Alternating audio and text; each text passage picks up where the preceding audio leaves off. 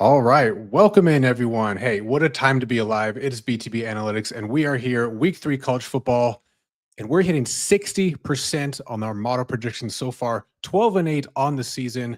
You guys are missing out if you're not part of our subscriber package, but you have not missed out. Only 2 weeks in the books. We got many more weeks to go down. We're aiming for maybe about another 100 or so bets in college football alone. So the time is still there for you guys to get some value. Head over to our website, btb-analytics.com. Use code BTB10. Join us on all the way the rest of the season. We're going to look to be and keep this train rolling, keep it a profitable season in the works. Sure, we got winning loading. Winning is loading, baby. Winning is loading, baby, and it's been loading. Let's go. All right, let's go, boys. We're week 3 college football here. So again, the boys are back in the saddle with you, Seth, Kevin, and Steve. We're going to break down a couple of the top matchups heading into week 3. Talk about some of our model plays again towards the end of the video. So please stick around for that.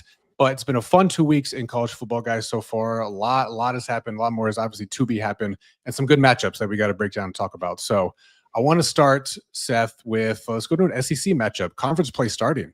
Georgia and Tennessee. This one should be super fun, I think. This, as far as line movement goes, this one opened at Georgia -6.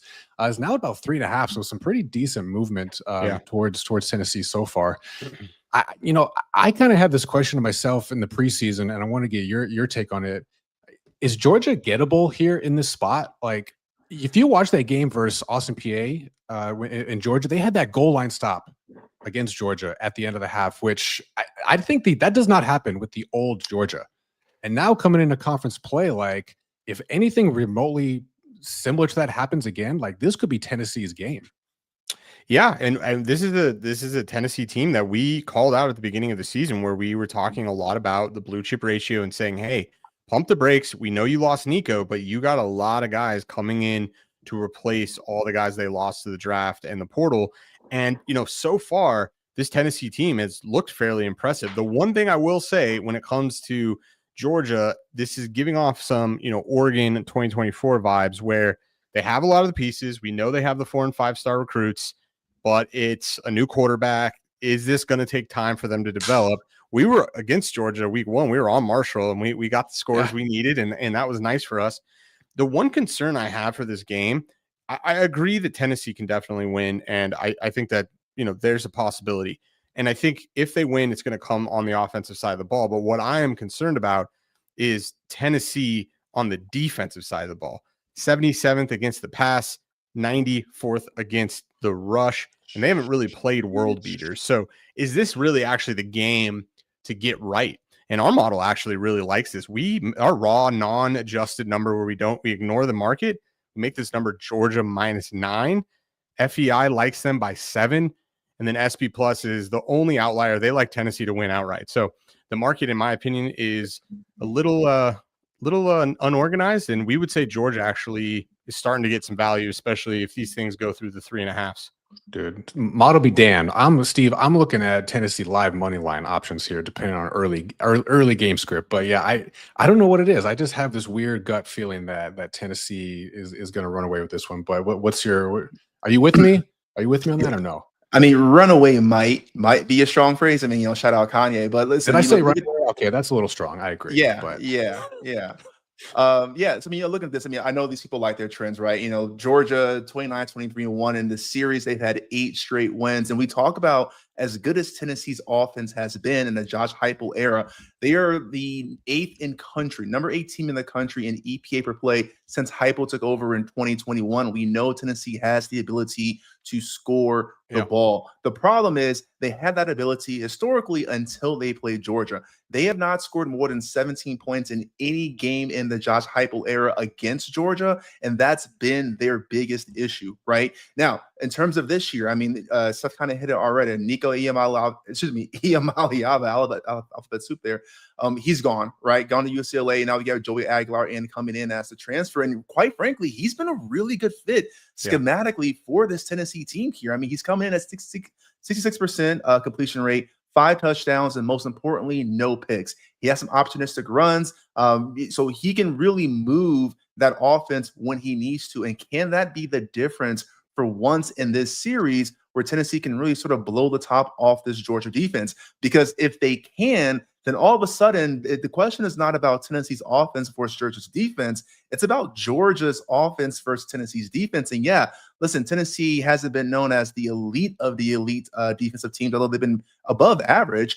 The problem here becomes Gunnar Stockton, right? So remember, he's only had 3 career starts. First start against Notre Dame last year, and 2 this year against Marshall, shout out, Thunderman Hurd, and Austin Peay. Like, Tennessee's a far, far cry from either of those 2 teams. And let's not forget, Neyland Stadium is the loudest, most rowdiest stadium I've ever been to in my life, and definitely in the top 5, I would venture to say, in all of college. So, this is not a place where you want to kind of get your feet sort of settled underneath you for the first time this year. So, yeah, I mean, I don't know about runaway, but there are definitely some opportunities here from a game script for Tennessee to not just cover, but outright win. I'm kind of with SP plus on this. Okay, yeah. I think Tennessee is.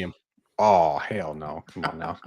Either way, though, Tennessee, you're right, Steve. Like, they are counting their lucky stars. Addition by subtraction. Nico and Iamaleava situation is not looking too good so far in UCLA. But yeah, nonetheless, should be a fun one. Again, the market has moved towards Tennessee on this. It's still early. We'll see if there's a little buyback or not. But yeah, should be a good opener, SEC opener for both of these teams here. Tennessee defense, when we're talking about points per equal, 126. If you get to the 40 or better, you're scoring a touchdown. You can't tell me that that's not going to be a problem. Nowhere to go but up, baby. And Steve, you said 3 starts for Georgia quarterback. I'll give you 3.5. He had to come in the SEC championship game at halftime, and they were down. He came back and won that game. Yeah, and then they lost against Notre Dame. Listen, all I'm saying is that, that when there's a will, there's a way. But I feel you. Yeah. We'll see. And like I said, it should be a fun one. Market's at a 1-score game, so hopefully we get something similar in real time. So, all right, let's move on to another interesting matchup. One that I didn't expect to be talking about, frankly, just a couple weeks ago. South Florida and Miami. South Florida, 2, coming into the season, obviously unranked. 2 wins against, at the time, ranked opponents. So Boise's no longer ranked, right? They were number 25 week 1, and last week against the Florida Gators in Gainesville. This one opened at 16 in favor of Miami. It's now moved up a little bit to 17 or 18.5, depending on where you're looking at. Steve, I just open-ended question here. Like, how legit is USF? Again, those two ranked wins are nothing to scoff at. And like, is the market maybe just not caught up on how good this team is? Yeah, first and foremost, let's put some respect on South Florida's name. It's not number 5 Miami versus SF. It's number 5 Miami versus number 18 USF. All right, let's give credit where credit is due. And yeah, listen, this is a team that sleep on them on your own peril. Now, I'm not calling for the USF upset over Miami. Let's not get crazy. But yes, this team is definitely one that needs to be reckoned with, and it starts with their quarterback Byron Brown. I mean, this dude is the literal definition of dual threat. He leads the team in rushing yards at 109, rushing attempts in 31, and by the way, he's gone over 250 pass attempts without an interception. So those are all the things that you need to do: protect the ball, move the chains, have explosives to be able to take down teams that are higher ranked and more talented than you are. And so for me, I think of this as this is the G5 champion. This is the Boise State of this year, and I think it's no coincidence that, like you mentioned, they took down number 25 Boise State to open the year. They took down number 13 Florida last week. And so if you want to win this game, if you want to do anything in this game for USF, I think you stick to what you do well. You run tempo, you have wide formations, you have designated QB runs, and you get aggressive on the defensive front, try to cause some havoc. They held DJ Lagway to 0 for 4 for deep passes and a pick. Their secondary really held up despite Florida's great O-line kind of giving them protection. So if you can repeat those things, it's anyone's game. And let's not pretend like college isn't the breeding ground for crazy upsets. I mean, hell, Troy shut out Clemson for a half of football, So like, anything is possible here. The one thing I will say, though, and this has nothing to do with betting, I am so glad this game is on the CW network. Shout out to CW. This might be the biggest game they ever get. In the age of all these freaking apps that you have to download separately, Peacock and all this other BS, to have this game on network television, the lower tier cable, I am just so glad. Round of applause for CW. They are the real MVP of this matchup. The finer things in life, right? Who would have thunk, right? I know how far we've come with all this streaming bullshit. I agree. So yeah, Seth, I again, this one with the line being where it's at, 18.5 now. They were USF was, plus 19, I believe it closed at against Florida last week. So in theory, right, you got a similarly priced game here. Yeah. So what's your take? Does South Florida have a chance in this one? Sure, they have a chance. I don't think it's that high though. And Steve mentioned something there that I think it's important to call out, which is what was that? That was thumbs down for you. They're not giving him a chance. Yeah. Well, it's explosives, right? And when we look at it, that game kind of came down to 3 explosive plays, and that was a lot of the kind of tipping point. I don't know that you're going to be able to pull off that magic 2 weeks in a row. We made this number firmly 16, FEI 16, and SP plus -14. So it's not what you know, it's what you can prove. To quote Denzel there. And when we look at the data, yeah, I understand they covered that 19-point spread last week and they won outright. But to do that week in and week out is a statistical anomaly. But it's really difficult when you look on the paper here, look at the stats. How is Miami going to win? I don't know. It's likely they're going to try to throw the ball. And UCF is susceptible on defense. They're number 107 in our weighted EPA metric. So when we look at types of plays on defense and how well they're running them, they're still one of the bottom tier defenses. I suspect that Miami's going to have success. They already went up against what we think early in the season in Notre Dame being a good defense. Maybe that assumption isn't as strong as we get more data, but as of what we know today, they kind of already played one of the strongest defenses. I'm assuming they're going to have success here. I think the 18 number is probably right around in the ballpark, but 2 possessions, Miami wins. Okay. All right. Yeah. I think it's cool that this team has kind of burst onto the scene, lack of a better way of saying it. Well, they've almost beaten Alabama multiple years in a row.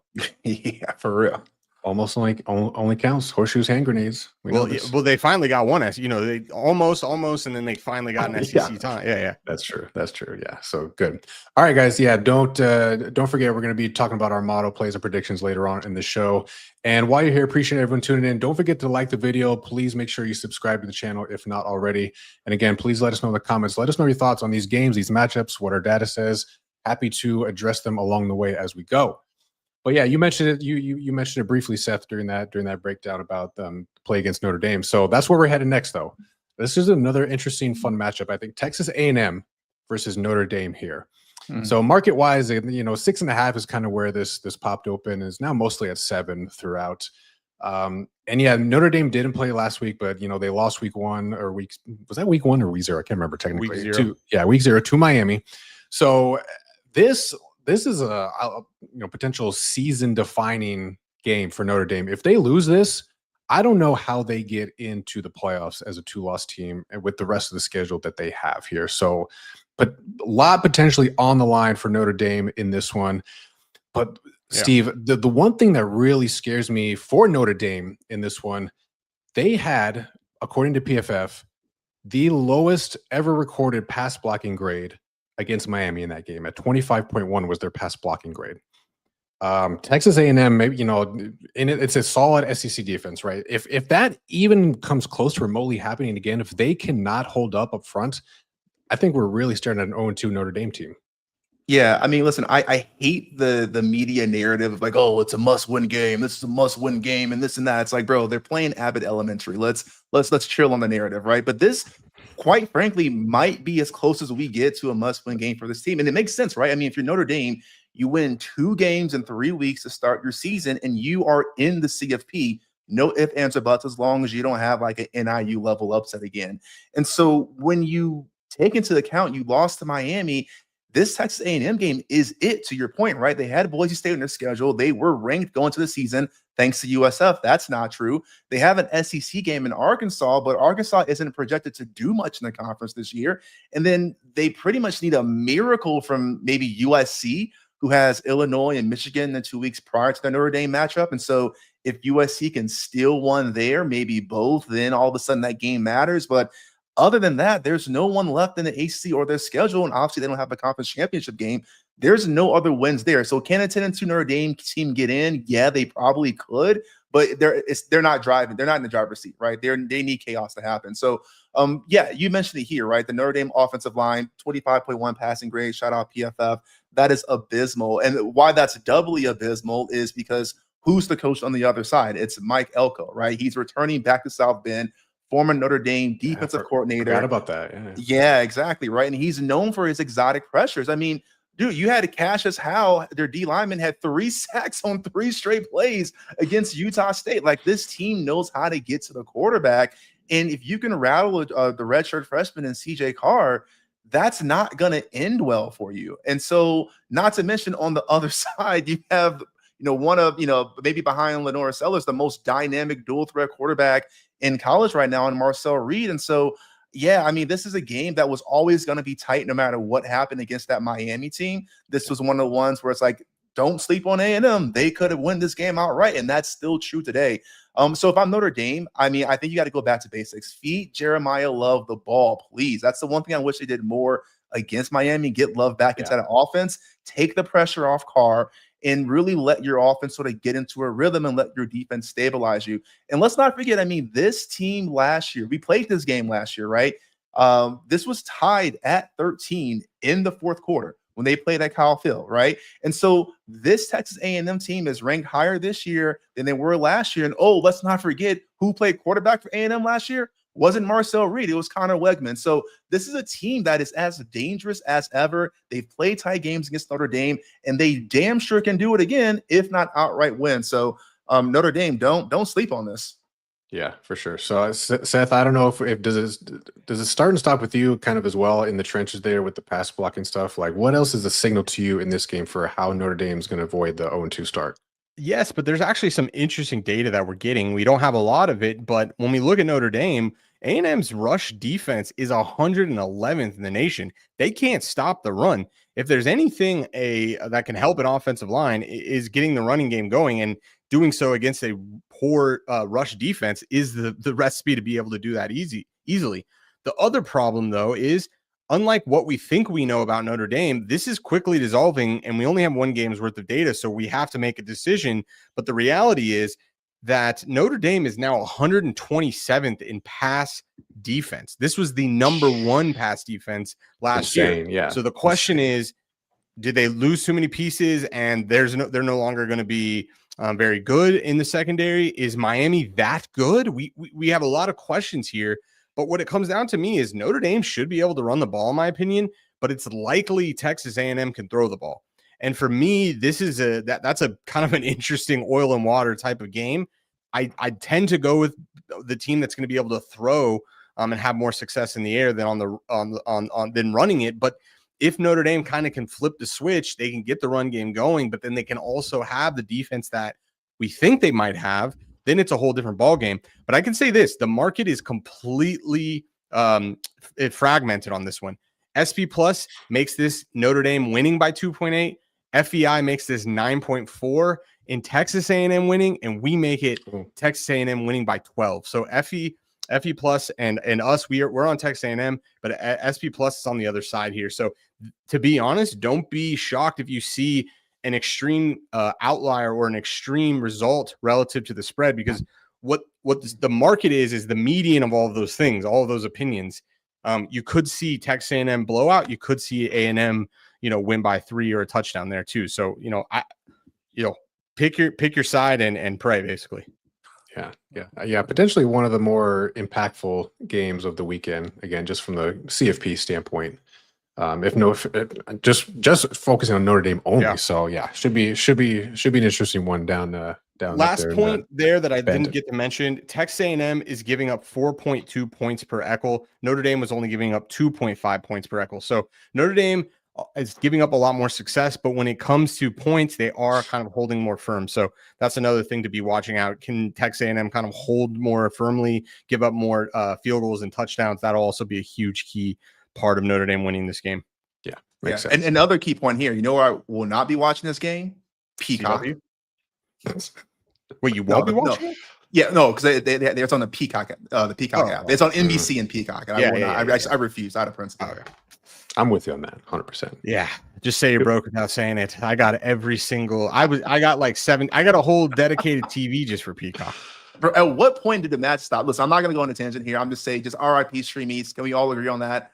RIP We can agree Stream on Eats. that. We can agree on that. Yeah. RIP. All right. Hey, Legendary. before we move on, we got a good question, I think, from one of our viewers here. So Dog's Incognito account. I love that name. Yeah, by the way. What's an echo? He asks. Seth, Yeah, please. So an ECHL, shout out Parker Fleming, who I believe is the creator of the stat. An ECHL is a drive level statistic, and when you achieve an ECHL, is getting to your opponent's 40-yard line or better on a drive. So if you can get a drive that gets to your opponent's 40 or better, we consider that of having an ECHL versus not having an ECHL, which means you didn't get to your opponent's 40 or better. Why that's important is basically it's saying once you get to your opponent's 40 or better, you're likely to at least kick a field goal. You're in field goal range, but you should be able to also get some touchdowns. So points per ECHL is a really important drive level statistic that's telling us how often are they getting to the 40 or better, and then how often are they paying that off in either touchdowns or field goals. Yep, makes sense. Yeah, and for that user or anyone else watching the video, we have a lot of the play-by-play metrics, including echo rates, on our website up for free, btb-analytics.com. Head over there right now, both for NFL and for college football. Click on those team data tabs. You will see many of the statistics and metrics that go into our models.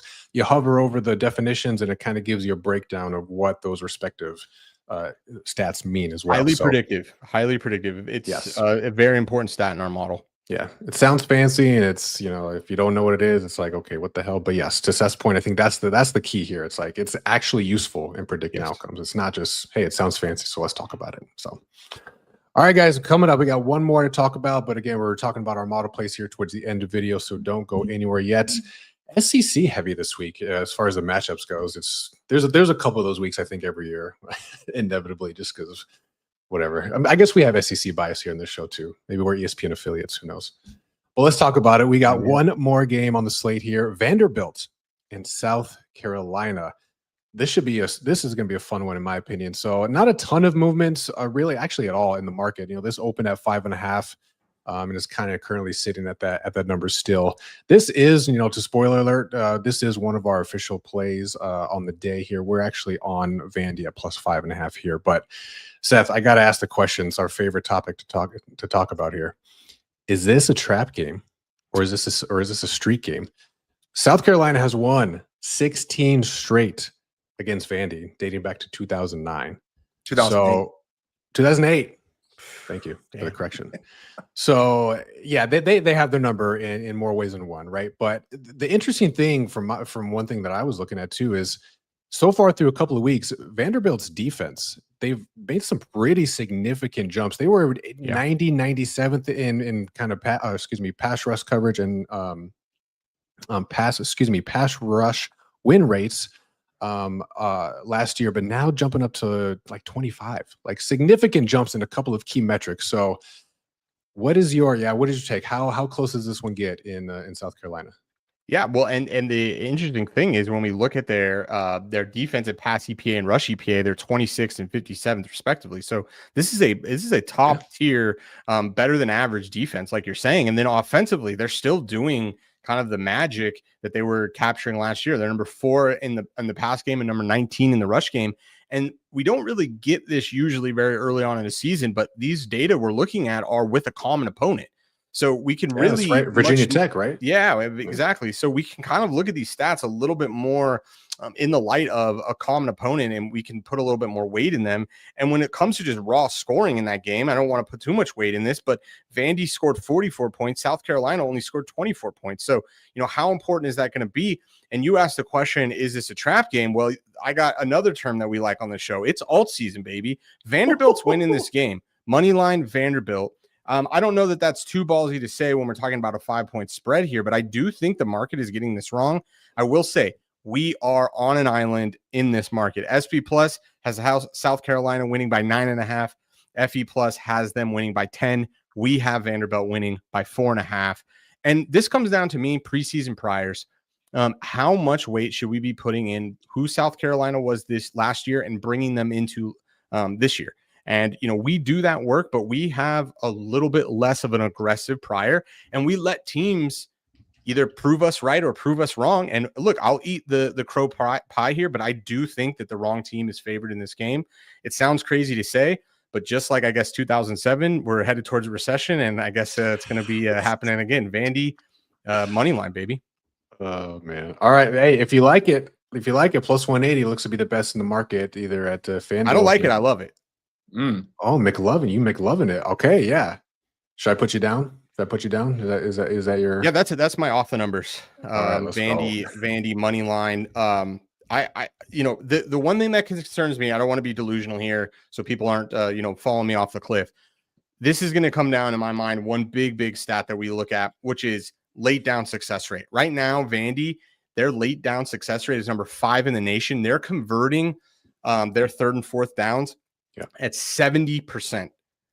This is a very, very high number. Yeah, that's crazy. It's concerningly high. But the reality is, if they can keep converting at this rate, they're going to be a tough team to stop. And look, they can come back to earth, and maybe that number is way too high for them to sustain. They go for it a lot on third and fourth down, and they don't convert. This game can get ugly fast. But I think Vandy has success here. Okay, we got a question from Mr. Katz. I don't know if you got it handy. He wants the echo comparison between the two. I was going to try to pull up the pull up the site here, maybe, and just kind of points per echo. Vandy is 6.3 points per echo, which is number 9, and South Carolina is 3.7 points per echo, which is 101st. Okay, not good. Those are points per echo. We also have echo rate, I think, but points per echo is a little bit more of a leading indicator. Yeah, makes sense. Can I just say real quick? There's a few things here I gotta unpack. One, I love, if I can nerd off for a second, I love whenever we get to use a transitive property in football. That just warms my soul. 2, we need, producer Eric, we need a graphic, a fucking bullhorn siren, whatever, for alt season. We need like a whole intro segment for alt season, because if you guys are new here, alt season is the best season, and it only comes out once in a blue moon. It's alt season for a reason. So when you get it, it's a special time. But then 3, going back into this game here, let's talk about this, because Seth, you hit the nail on the head there. South Carolina's offense, as good as Lenore Sellers has been this season, has been in the past, they have not been clicking on all cylinders, and they have not been an efficient offense. And if you're Vanderbilt, this is what you have to exploit here. You go out and look at their grades here. They've been outside the top 60 in every offensive category, 102 in overall offensive grade, 96 in passing, 74th in rushing, 89th in receiving, right? So if you're Vanderbilt, you're looking at this and saying, hey, this is the time for us to rise, right? South Carolina's won 16 straight against Vandy. Like Kevin mentioned, they won 20-7 last year. But you look at this game, it was a 1-score game halfway into the third quarter. So you go into this year, obviously all the hype is going to be around the quarterbacks. Is it going to be Lenore Sellers? Is it going to be Diego Pavia? Like, what are we getting here, right? But if you're looking at this, for me, it's South Carolina's inefficient offense against Vandy's improved defense, like we already highlighted, as evidenced by their linebacker, Nick Rinaldi, getting named SEC Defensive Player of the Week. This team is buying in, and they're stepping up. And then you switch to the offensive side of the ball. We saw Vandy explode for 34 points in that second half against Virginia Tech. So when they're clicking, this team is dangerous. They are hard to stop. Now, the one thing I will say, if you're Vanderbilt in this game here, we talk about the phases. We talk a lot about offensive and defensive categories, but let's not forget special teams, because this is where South Carolina has had a lot of their explosive plays come from, particularly from Vakari Swain, who has 3 punt return touchdowns already in 2 games. So if you're Vandy special teams, you got to lock him up. Then finally, for all you degens out there, because I know you guys love your trends, Papa Pavia, in his Vanderbilt era, 9-2 against the spread as an underdog, 5-0 against the spread as an away underdog. This fits that criteria. Can he come through again for us? Book it. Alt season. Alt season, baby. What was it? 180 plus 180? Plus 180, FanDuel or DraftKings, wherever you can get down more. Go there. Well, yeah, RIP DraftKings. Well, yeah, that's a different story. Oh man, okay, yeah. So it should be a fun one. I'm a little more hyped for this one now. To be honest, I was already hyped for this one, but let's go. Vanderbilt money line, love it. All right, We got 4 matchups in the books, guys. So already pretty making some good time, making some good progress here. Going to talk about model plays here in a minute, but again, don't forget, ladies and gentlemen, please like the video if you haven't already, and make sure you subscribe and keep those notifications on so you get notified when we go live every single week for our college and NFL shows. Reminder, 60%, our model predictions, 60% so far this year through 2 weeks. We're cooking. So looking to keep the streak rolling. Speaking of cooking, though, god damn, let me talk my shit real quick. Okay. All right. So we're having fun again. We're talking, best bets and having some friendly competition off the numbers here. Yours truly, once again, starting the season off undefeated. I'm 2-0. Seth, I think you're 1-1, and Steve, just continue right where you left off, my man. 0-2. I start slow, and I rise like a phoenix. Let me do me. Yeah, I can't wait for that. Yeah, cue me in when that happens. But all right, yeah, I just want to give you one of my best bets for this week. I'm going USC, University of Southern California, and Purdue over the 58.5 here. Going square, going over. Vanderbilt?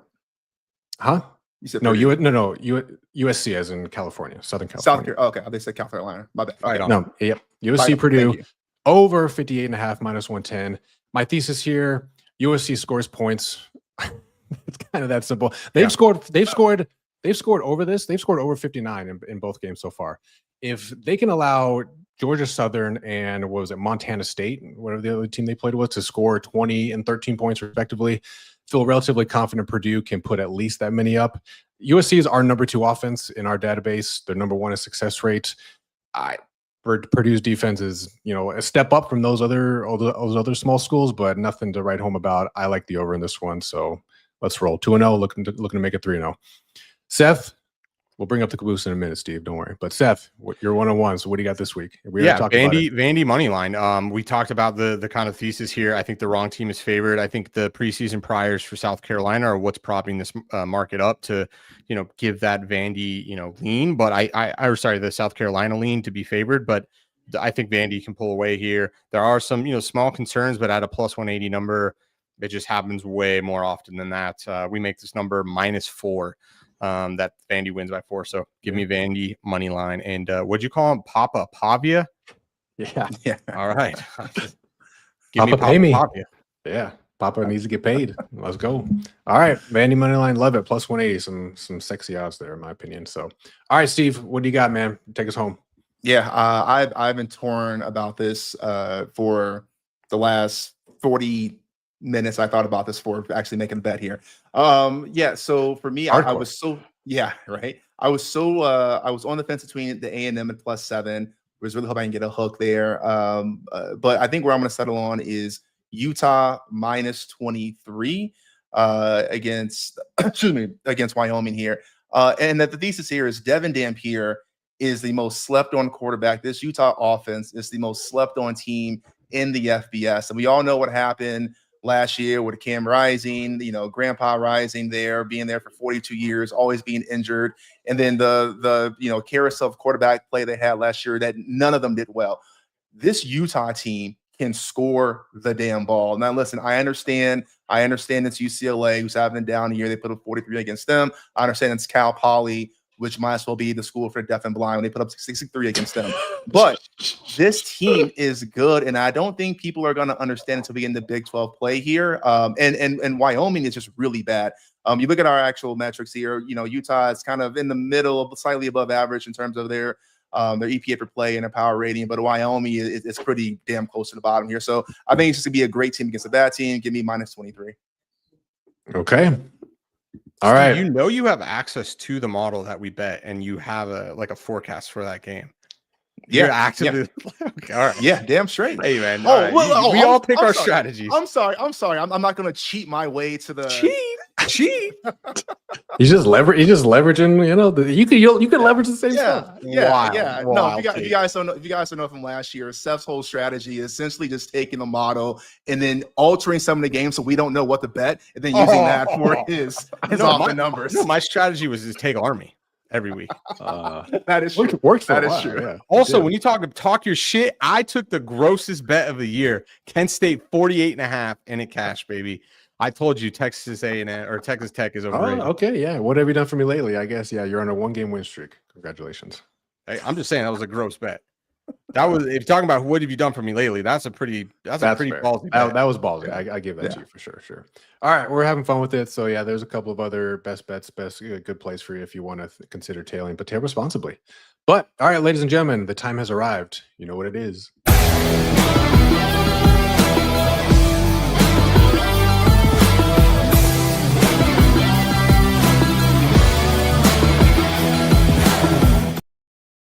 All right, little peek behind the curtain here. You know, last week we had a little bit of a data wrangling issue, we'll call it here, that kind of maybe gave us a little bit of smaller volume than expected in any given week. But I think we're kind of back towards the normal range here for college football here. So we got a pretty decent sized card here, 7 plays officially at the moment here. So again, 60% guys so far, 12-8 overall. Yeah, looking to add 7 more to the slate to this week. So Seth, let's talk about what we got here and what we're looking at. We already talked about one, right? We already talked about Vanderbilt plus 5.5, but let's go through the rest. Yeah, we're on Colorado plus 5.5, minus 110. Arkansas plus 9.5, minus 105, I think is the best number. We would like to play this up until 9. Florida plus 9.5, also play this until 9. Temple plus 24.5. I really would stop playing it past the 24 number, which I think is now, it's moved. App State plus 1 or plus 1.5. We played plus 1.5. Vandy plus 5.5. Minnesota minus 2.5. Some of these are available. Some of them are not. I would not chase the ones that are not available anymore. Yeah, makes sense. And we got another good question earlier. So I figured now was a good time to address it from Dogs Incognito again here. So what kind of edge do you need minimum to bet a game? 3%, he asks. So there's a little bit of nuance there. So Seth, if you want to take that one. Yeah. We look for games exactly at that threshold, 3%, and that we like to use win probability, not EV. So there's different ways you can classify things. So what does that mean? It means that we are basically targeting a game that probably is going to win around 55% of the time, and then you subtract the break-even probability. So 55 minus 110, which is 52.38, is going to give you like 2.7. So, right, you need like 55.4 to get the true 3% edge, but there's nuance because sometimes we can find a minus 105. Sometimes we can find a plus 100. But for the most part, a bulk of our edges are usually over 3%, but sometimes there are some marginal ones that we'll place. Like last week we had 14 plays total. We didn't talk about them all on here, but we ended up giving out late last week. Yeah. So I mean, heavy week. Yeah, it was a heavy week, and we did very well. We went, I think, 9-6. But some of those have larger edges versus others, and that's the criteria. We can get into a whole other tangent about how to make your bets, but yeah, that's how the criteria works. Right. Yep. And can I do one more? Oh, sorry. Go ahead, Kev. I was going to say one other point of maybe nuance or context there. Like if you're a subscriber, if you're thinking about joining, we show the edge or the EV for every single game, every single matchup that we have, right? And in theory, right, there's no reason why you wouldn't or shouldn't bet a game where you have any edge, even if it's 1%, even if it's 2%, right? But the thing that comes into play at that point is, sample size, right? Like because you have a smaller edge, you're going to need a bigger sample size to actually realize that ROI, right? So 100%.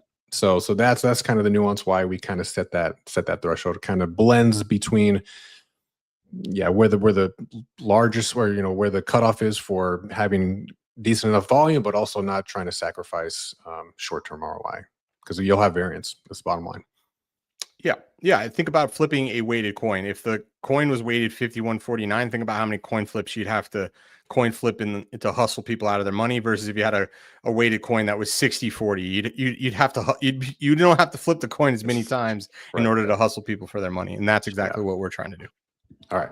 To the Steve, Steve, sorry, I didn't mean to cut you off. What you got, man? No. Your thing was way more important, so I'll let you go first. I just had another chat question. Shout out to the chat today for being active. Forrest, my bad for misunderstanding. There is no Pavia slander. I appreciate that. Yeah, he will do his thing.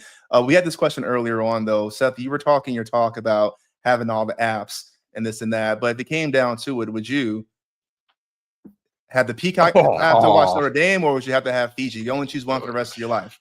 Fiji by the longest long slide. That long That's slide. right. Yeah. Okay. All right. It was out because we kind of came into on Friday with a large volume, and I hadn't had I was trying to get away from the Fiji kick. I'm like, I gotta be an adult. I can't use these things anymore.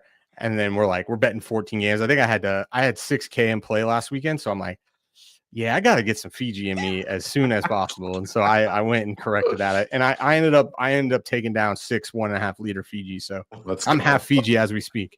Let's go. Love it. The spring runneth through you for sure. Oh, yeah.